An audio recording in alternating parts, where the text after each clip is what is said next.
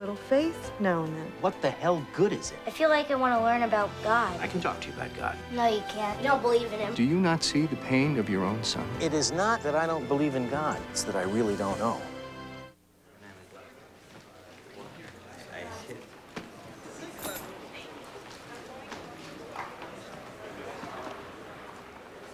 Hey, Max.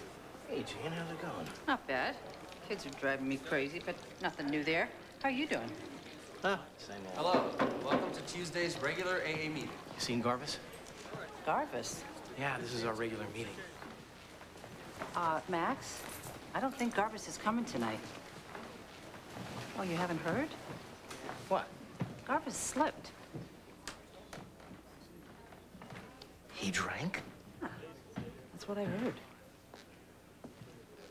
I do not understand it. This guy was a rock. He was sober for 22 years. He worked a good program. He went to meetings, and then one day, suddenly... And he wasn't acting weird or anything? No, I'm telling you, this man...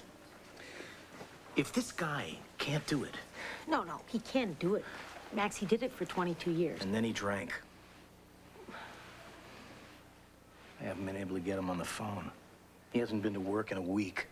I tell you, I'm so worried about him.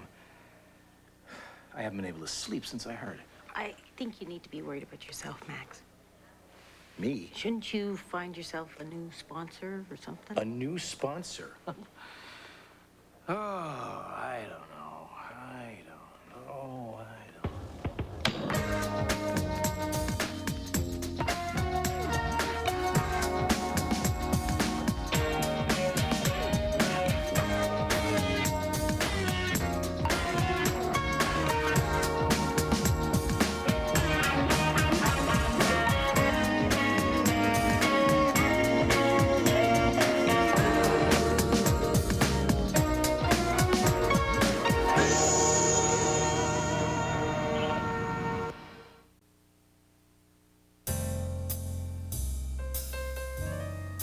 Lately, Skylar had found himself wondering what had happened to Pete Best, the original drummer for the Beatles.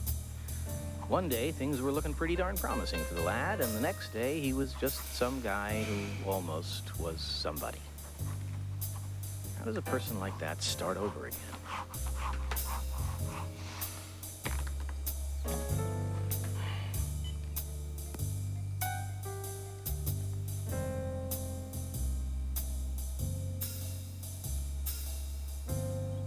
Hello, Garvis. This is me, Max. I missed you at the meeting last night. Call me. So, on your side of the family, there's Uncle David and Aunt Sylvia. And all the cousins. Yeah, I got them. And Grandma Ruth. And Grandpa Jay. What about Mom's parents? Grandpa Bill and Grandma Dorothy. They're dead, right? Not as far as I know. They're not? Nope. Then why don't we ever get to see them? Well, when your mother married me and decided to become Jewish, her parents had a hard time with that. They refused to come and visit, and after a while, they stopped talking to us altogether. Was Mom sad? Sad. And mad, and feelings were hurt. And then, when you guys were born, she felt bad for them because they were so small-minded that they missed out on, you know, the most wonderful thing in her life. I hate them. Don't. Mom didn't.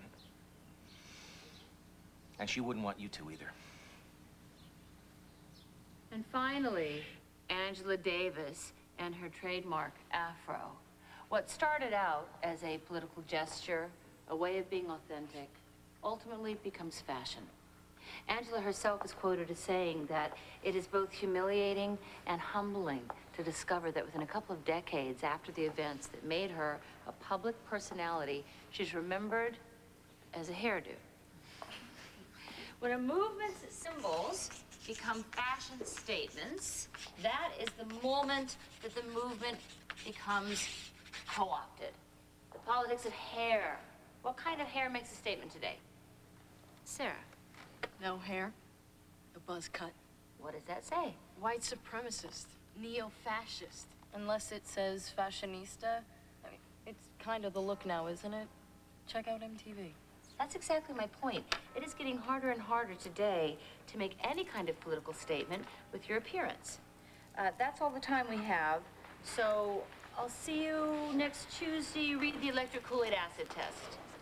Professor Haskell, Yes? some of us from Tilden House were hoping you'd be the house fellow tonight. We have a really great cook, and it's pizza night. You live in Tilden House? That was my house. I love that place. Dinner's at 6. Deal. I'll see you then. Professor Bickford, I can't believe you're saying that communism wasn't really a threat. What I'm saying, Miss Helms, is that in the 1950s, domestic communism was not a huge threat, no. Matter of fact, by that time, the American Communist Party was small potatoes. In 1958, there were probably less than 3,000 members, and most of them were FBI agents. What about Stalin? Wasn't he a threat? Domestic communism, Miss Helms. We're talking about the presumed threat of communism in our own institutions, the military, the government, even Hollywood. Institutions which J. Edgar Hoover said were awash in the slimy wastes of communism. Okay? Now, Miss Lawrence, you had a question. McCarthy got the whole country so riled He up. played on America's anti-communist paranoia to consolidate his own political power. That is so interesting.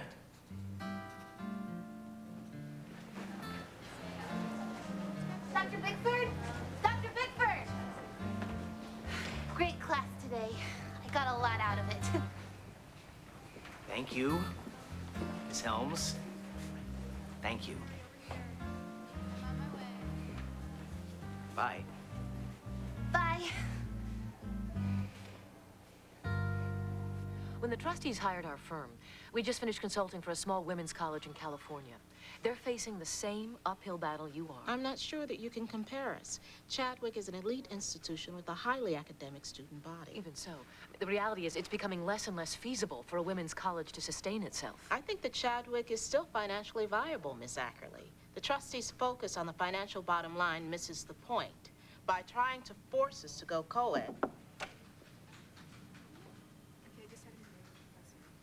Would you excuse me for a moment? I think she'll come around. Girl, honey, what a nice surprise. What are you doing here? I had to get out of the house. Thought I'd take you to lunch. Oh, damn. Can't go. I've got the consultants here on the co-ed thing, and then we've got to meet with the trustees for lunch. How about an early dinner? No, I'm meeting the guys for some hoops. No big deal. It is to me. I'd rather go to lunch with you anytime, you know that. I know. Gentlemen. Hello, Max.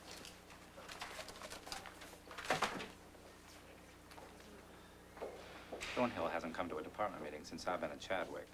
There should be some kind of consequence to that, Max. I'd like to see what kind of evaluations he gets. Let he who cast the first stone, Rex. Oh, my God, that's terrible. What?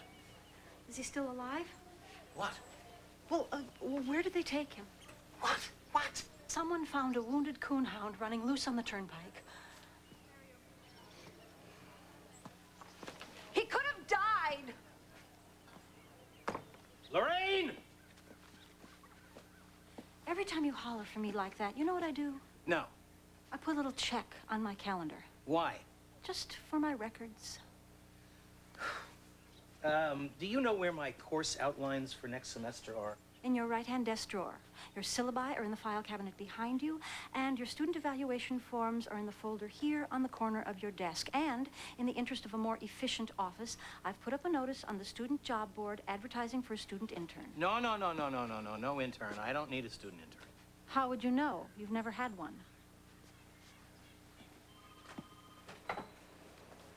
Professor Haskell? Hi, Theo. Come on in. Sit down. Come on, sit down, sit down. I want to finish our conversation from the other night. You were pretty clear. I've been thinking a lot about it. So have I. Yeah. Yes. And, well, what I don't get, and I do want to discuss, is how we got to this point. I mean, I've taken hundreds of students out for beer and pizza, and no one has ever taken that as an invitation to have an intimate relationship with me until now. Again, I'm sorry. I don't know what else to say. I obviously misunderstood. Yes, you did. And all things considered, I'm sorry, but I can't be your senior thesis advisor. It's pretty clear. Why is that? Why? Theo. Look, Professor, my attraction to you had nothing to do with asking you to be my thesis advisor. You're a great teacher. I'm hoping this thesis will get me into Harvard grad. You taught there. You understand cultural movements. It makes sense. But if it's going to make you feel weird... No, I don't feel weird. I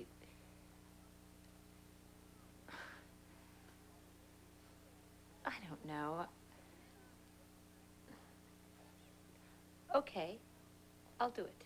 But if we're going to continue with this, no more of this Cape Cod stuff. I mean, it has to be 100% professional. Understood.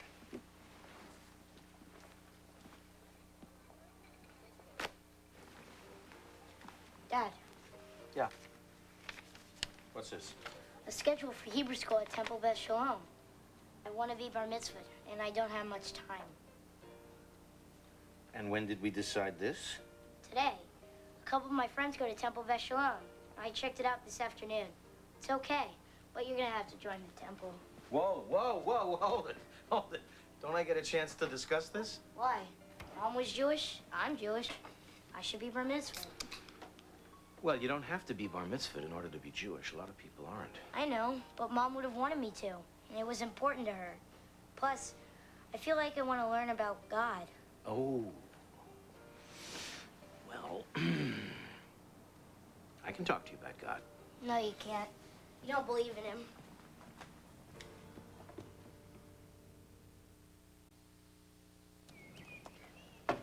Yeah, There's a Miss Helms here to see you. I'm busy. She said it'll just take a minute. I don't have a minute. Hi, Dr. V. Hey, okay, I know this is kind of unorthodox, but I was so inspired by your class that I wrote you a poem. Poem. Well, thank you. Thank you, Miss Helms. Just show it to Lorraine. Oh, actually, it would be better if I performed it for you. That's what I do. Slam poetry, you gotta kind of hear it. Right now? Oh, sure. A wigga, wigga, wigga, wigga, Dr. Bigford. He's the bomb. He teaches us about Vietnam, Cold War culture, and fireside chats. Dr. Bigford is where it's at. A-bombs, H-bombs, debates on TV. He teaches us to think more critically. The Woodstock Nation, the Missile Gap. Dr. Bigford is off the map. A wigga, wigga, wigga. Wigga, wigga, wigga. Well, that's... Thank you, Miss Helms. That was wonderful. You are very talented. Wasn't that wonderful, Professor? Mm-hmm. Oh, that copy's for you. You can keep that.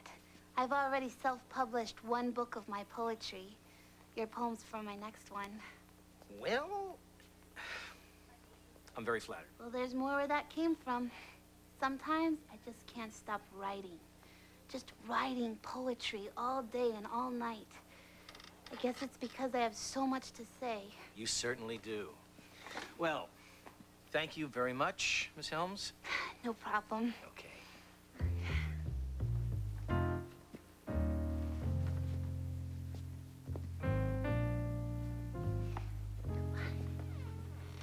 She does slam poetry, whatever the hell that is. She admires you. You should be flattered, Max. I'm not. What is bothering you so much? She's just an overeager freshman. It's her total lack of irony and her naive faith in me that I am some incredible font of wisdom that makes me hate her. Hate her? She never questions anything. It never occurs to her that I could be completely full of it. Well, why should it? She's 18 years old, and you aren't full of it completely. Max, what is bugging you? My sponsor slipped, my son is a religious fanatic, and I haven't had sex in 5 years. Other than that, I'm fine. 5 years, wow. No wonder you're so cranky. I can't breathe. What's wrong with you? I was just at the Stop and Go, and I was going to get some yogurt, and my chest started to get really tight, and I was sweating, and I got dizzy. Well, maybe you should sit down. That's not gonna help. My arms feel like they're gonna fly off my body.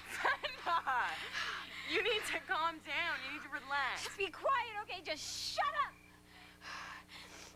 I think I'm having a panic attack. Panic attack. What do you have to panic about? My paper for Letz's class is due tomorrow. It's 50% of my grade, and I haven't even started it yet, and I've had 3 weeks. What's it about? Some Flannery O'Connor story that I can't even begin to understand. I've read it like 5 times, and Letz is right, I'm an idiot. Hey, would you stop saying that? He's one jerky professor. Don't let him have that much control over you. Don't let him win.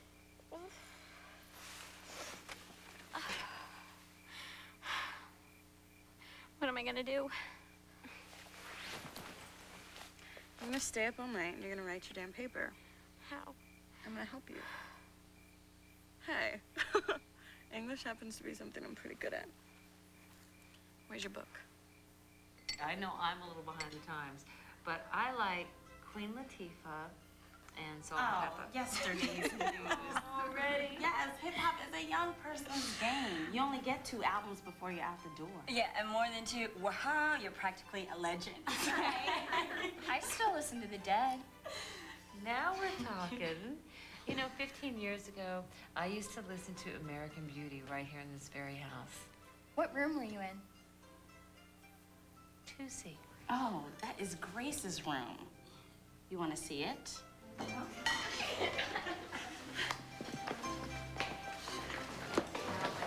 So the trustees go off half-cocked, hire this consulting firm, so I have to explain to these MBAs why financial stability can't be the only factor in this whole thing. So how was your day? Fine. What did you do? Wrote the usual. Did you talk to anyone? Nope. Did you figure out that plot point that was holding you up last week? Yeah, I think I've broken the back of it. Oh, great. I'd love to read it. When you're ready. Judith, I don't know. You let me read Hard Rain. That was different. How's it different? Because you had no expectations. No one did. It was easy to impress. Gil, honey, you're a gifted writer. You don't have to prove anything to me. I just want to be a part of it. You spend all day writing, and I really don't know what you're doing. I just want to feel connected to it. To you. I'm your wife, your partner. Okay. Really? I've been out the first few chapters for you tonight. Did you have guys in the room? Wasn't the dark ages. I mean, we had guys practically living here. We called them houseboys. Oh, yeah, because we still call them that. Toby Cotson's boyfriend has been living here for 3 years. I'm surprised they don't charge him rent. So is this still the party house? Yeah, all the houses on the quarter for the partiers. Yeah, but somehow it seemed to me that this house was always the wildest, you know? I mean, we had guys from Amherst and from Williams showing up every weekend. The guys from Amherst had the best stash.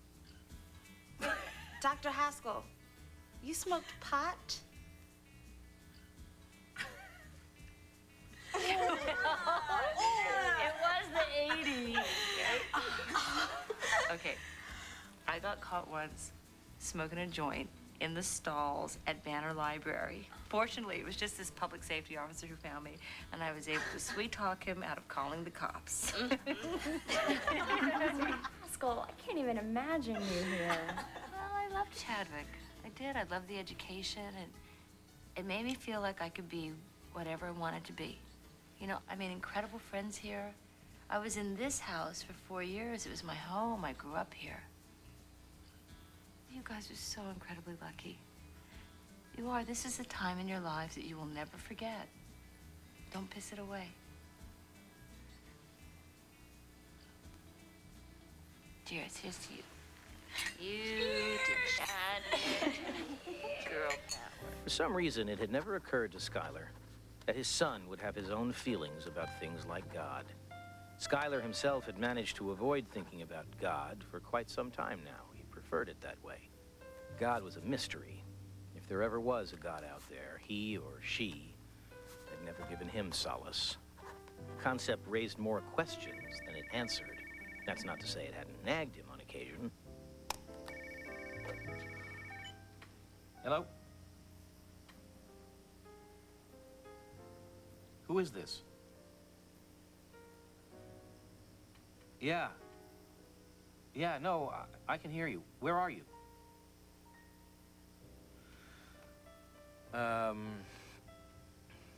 Well, my kid's sleeping. No. I'll figure it out. Okay, right. Damn. It's just bad luck. It's stupid, bad luck. I had dinner with my ex-wife. I had one too many. I drove. I mean, it was dumb luck. There was an officer at the corner. Look, Walt, I don't know if you have a problem or not. I don't. All right. Of course I drink, Max. Everyone drinks. But there isn't a function at the college where alcohol isn't served. But I am not an alcoholic.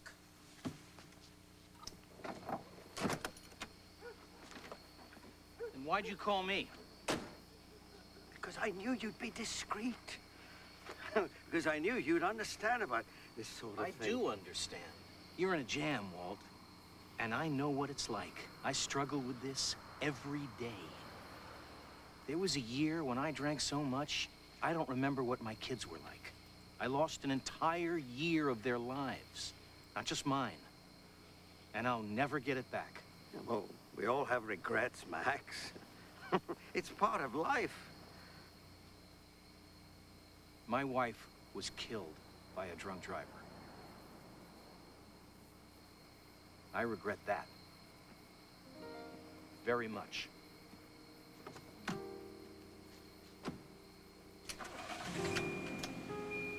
Good night.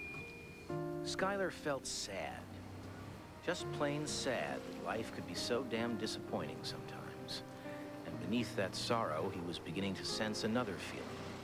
An old familiar one sneaking up on him. Fear.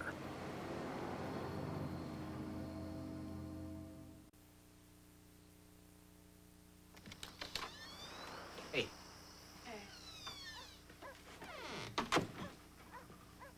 Thought you'd be crashed out. No way, Brenda's still gotta finish her paper. Lester's asleep, though. Hi, Professor Bickford. Hi, Brenda. Is she gonna try to write that whole paper tonight? As if that's anything new. Half my house pulls all-nighters all the time. When I was in college, kids used to use speed to do that. They still do.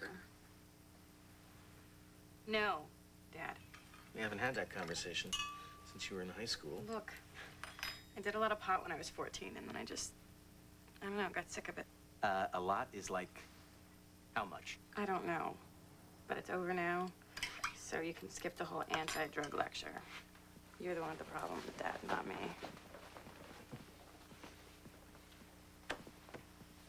Oh, Professor Bickford, the Xerox machine is broken again. Professor Quigley refuses to teach in Parker 101 until the asbestos has been removed.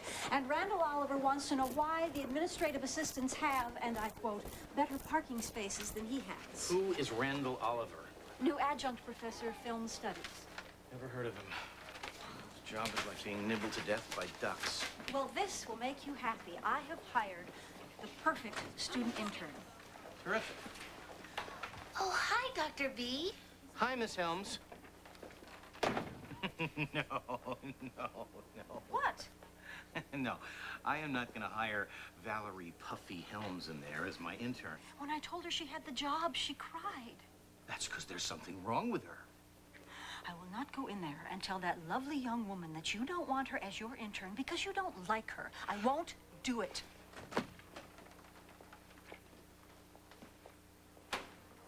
But I don't get it. Why would anyone living in America join the Communist Party? Well, you have to understand the context. Imagine you're an American in 1932. You're unemployed. There are bread lines around the block. There are soup kitchens everywhere. Capitalism is looking like the god that failed. People had lost faith in it.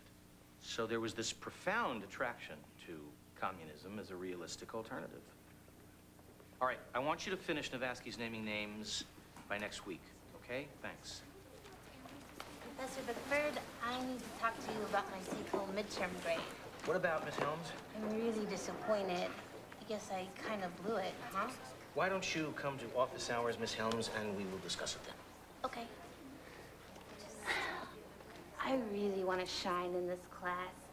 I know I understand the material, and as your intern, it's important to me that I do well. Right.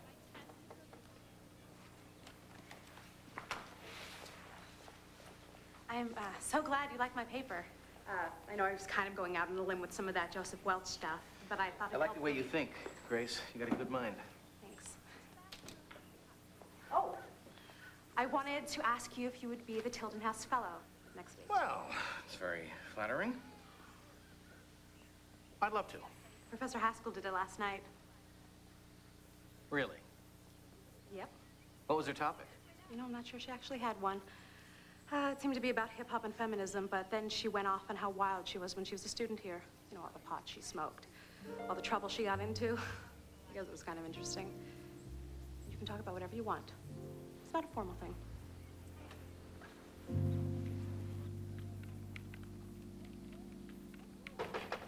It's open. I just heard something pretty disconcerting. Oh, really? What would that be? You entertained some students last night with tales of your college exploits? Well, yes. Actually, only some tales of my college exploits. Did that make you nervous, Dr. Bickford? It's inappropriate and irresponsible to use stories of your past drug use to connect to your students. It's cheap. And it's beneath you as a professor. And it's none of your damn business what I talk to my students about in my free time. Yes, it is. You represent this department, whether you're in class or playing Oprah Winfrey in the residence halls. They're people, Max. If I want to interact with them as such, that's my business. It works for me. It's a mistake. These are young people with no clear sense of boundaries, and it's up to us as adults to draw those lines for them. It's dangerous ground, Andrea. You have to be more thoughtful about it. Right. Or someone might get hurt. You were singing a different tune 15 years ago. Well, maybe I've learned something since then. Thanks for stopping by.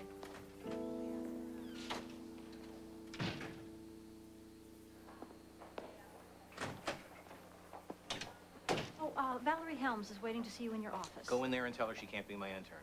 No, I won't. Whoa, whoa, whoa, whoa, whoa, No, no, no, no, no, no, no, no, no.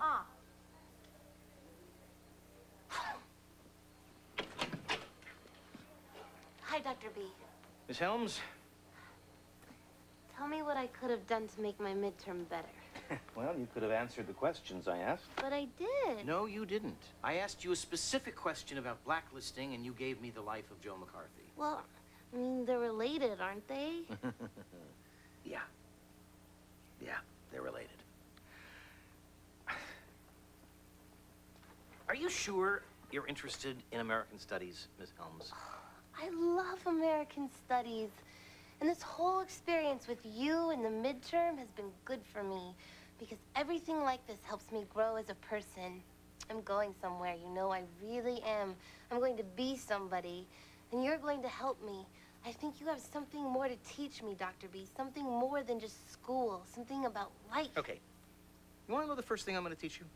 What? Stop talking. Listen more. Have an original thought now and then. Don't look to all your professors for the answers. And for God's sake, stop calling me Dr. B. My name is Bickford. Use it.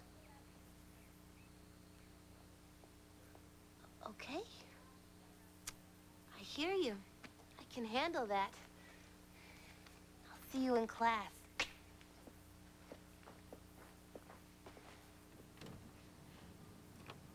Thank you for seeing us on such short notice. Oh, certainly. Now, as I explained to Lester when he came by, our congregation has a lot of young people from the college community, so it's a very active temple. How much work would be involved?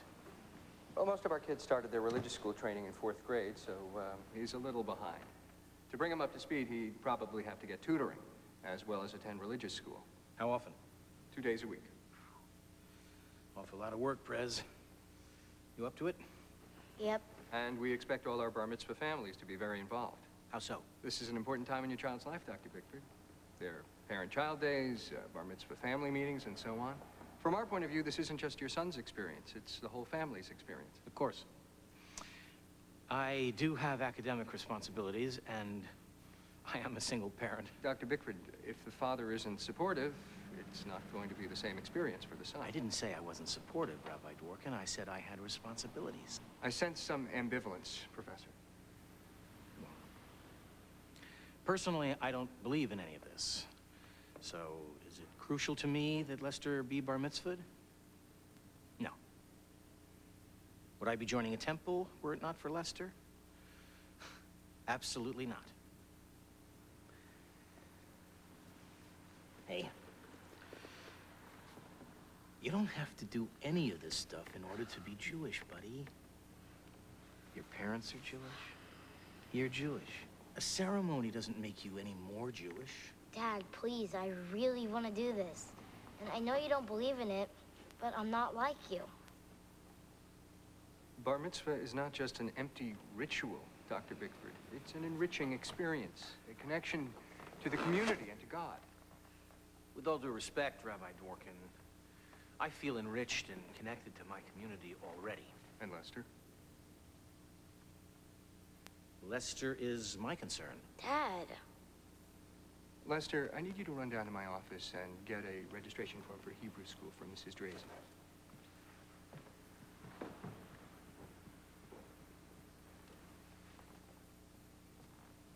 Lester is looking for some kind of faith. Why are you resisting? I have doubts. You know, Rabbi, I don't know if God exists or not. But if he does, based on what I know, he's morally unfit for the job. You can have all the doubts you want, Dr. Bickford. But this is not about you. The question that intrigues me is, do you not see the pain and need of your own son?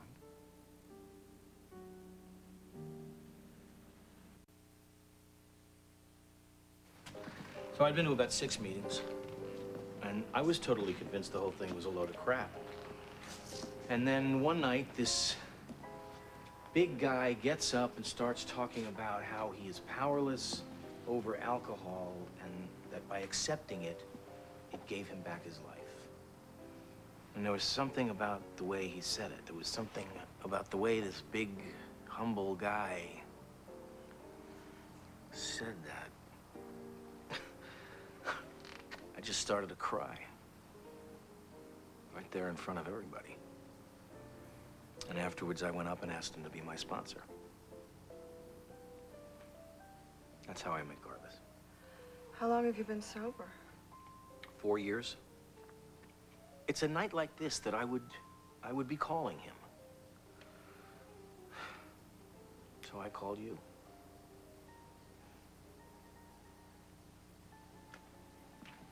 He loaned me his God. He loaned you his God? Yeah, he did. I had a lot of trouble believing in something I had no objective proof of. And so he said that he would loan me his God. And he did. I believed that he believed and it worked for him. And my willingness to have faith in Garvis is what worked for me. Of course. Now, there is no Garvis anymore, so what the hell? Well, maybe it's time for you to get a God of your own, Max. Maybe that's what Lester's trying to do for you. He doesn't even know that Garvis slipped. He doesn't have to know that Garva slipped to know that everyone needs a little faith now and then. Maybe. Do you know the last time that I was in a temple was the day that Martha and I got married? Martha had faith. Fat lot of good it did her. Max, that's just stupid. You think believing is going to keep you out of the path of a drunken driver? Shouldn't it? No, shouldn't it? Otherwise, what the hell good is it?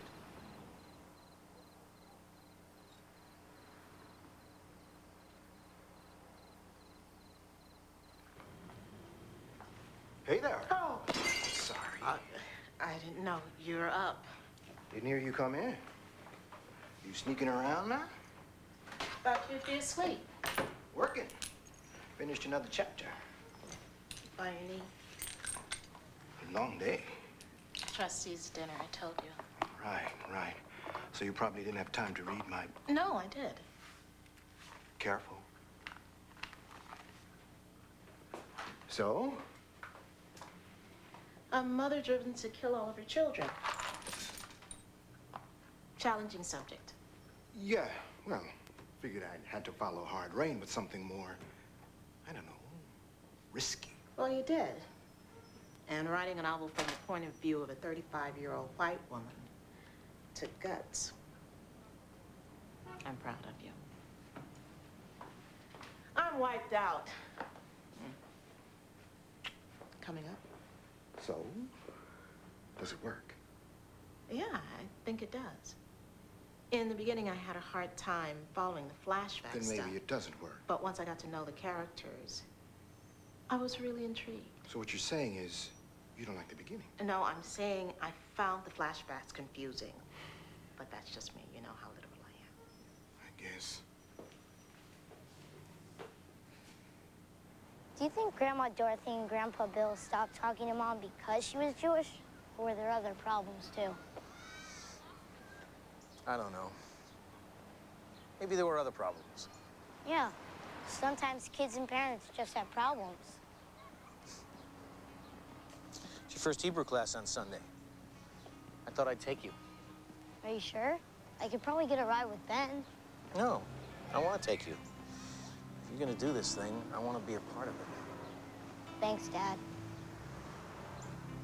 And it is not that I don't believe in God. It's that I really don't know. But I'm willing to be surprised. So Nixon took all that heat for using profanity on those tapes. Yeah, the conspiracy to hush the burglary notwithstanding. Right, of course. But I'm saying LBJ's taped phone calls make Tricky Dick sound like a choir boy. Yeah, and? And I don't know. I mean, Kennedy's women, Clinton's intern. It's like the whole private versus public person issue. Does behavior behind closed doors really affect job performance? Yes, it does, if the closed doors belong to the people. So we're not judging actions as much as what? Choice of location?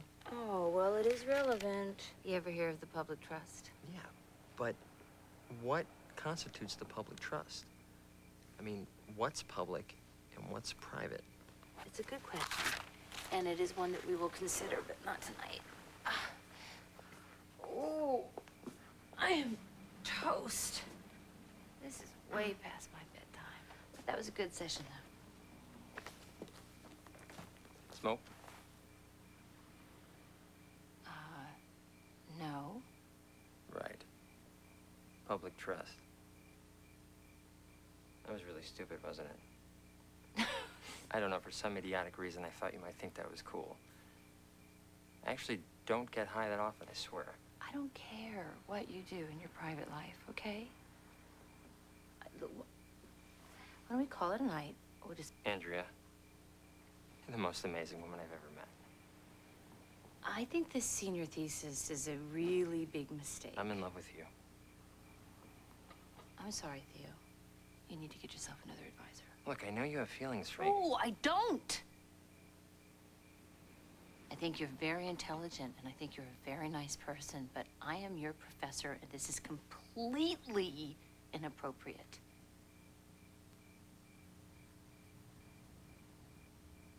I'm sorry. Good night.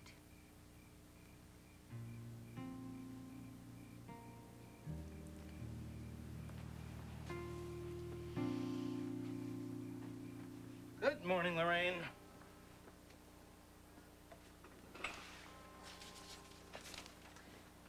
Professor Howlett called. He can't meet you for racquetball today, and Professor Thornhill called. Really? Did he leave a message? Nope. Oh, by the way, this will make you happy. I told Valerie she could no longer be your intern. What'd you say? I said you didn't like her and couldn't stand being around her. Why did you say that? Because it's the truth. I won't lie for you. Well, you don't have to lie, but you could certainly use a little tact. I couldn't think of a tactful way to say it. What is the matter with you? What is the matter with you? Why did you try to crush her spirit? She never did anything to you. I did not crush her spirit. Because she wouldn't let you. Some of us have indomitable spirits, thank God. And let me tell you this, mister. The world needs more Valerie Helmses to counteract people like you. Valerie Helms is about hope and faith and positivity. Positivity is not a real word. That's because of people like you.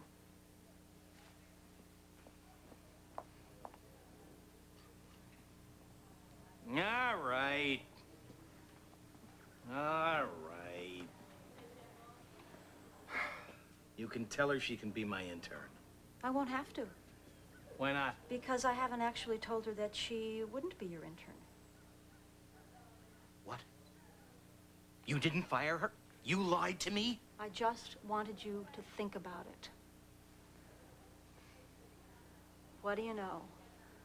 There's actually a human being in there somewhere. Lorraine, you're fired. No, I'm not.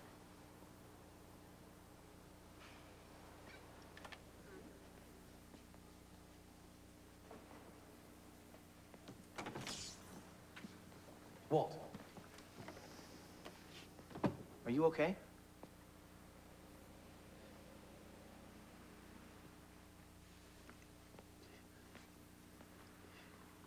When I got home, night before last, I told myself I was never going to take a drink again. And then I did.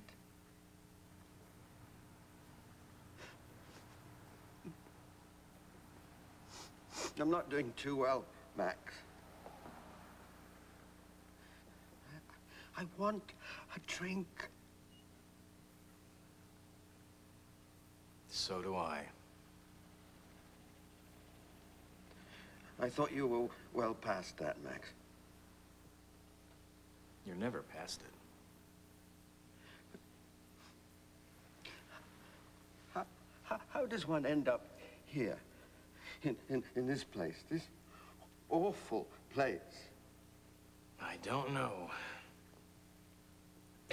I don't know anything. I know less today than I did yesterday. Well, you do know where one of those meetings is, don't you?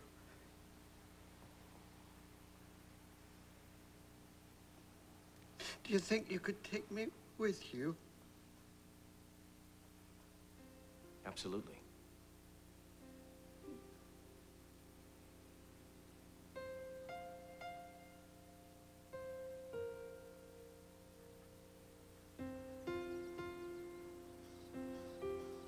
Do you think Grandma Dorothy and Grandpa Bill know where Mom's buried? No, I don't. That's really sad. What do you think they'd do if I invited them to my bar mitzvah? Do you think they'd come? We'll see.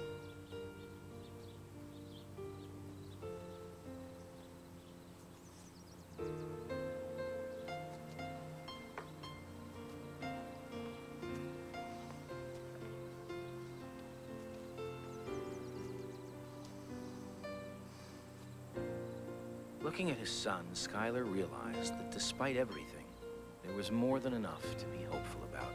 And maybe that was the beginning of faith. He didn't know. But he was willing to be surprised.